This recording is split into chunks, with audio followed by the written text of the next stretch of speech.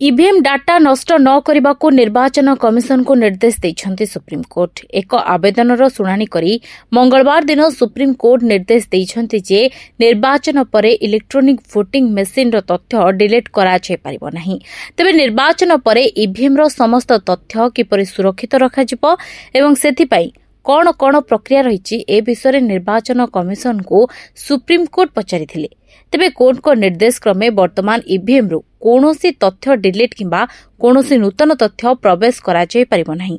प्रधान विचारपति संजीव खन्ना अध्यक्षतार गठित निर्वाचन कमिशन को निर्वाचन परे ईवीएम रो मेमोरी एवं माइक्रो कंट्रोल को किपरि बन्न करा जाय परिबो ताहा पचारिथिले। सीजीआई यह मध्य स्पष्ट करी कहिछन्ते जदि पराजित दलर प्रार्थींकर ईवीएम मेसिन को नहीं कौनसे संदेह हुए तेबे इंजीनियर एहार स्पष्टीकरण दे परिबे। तेबे सर्वोच्च न्यायालय Haryana association for democratic reformers एवं कांग्रेस नेता एक दल द्वारा करा आवेदन शुणाणी करुथिले।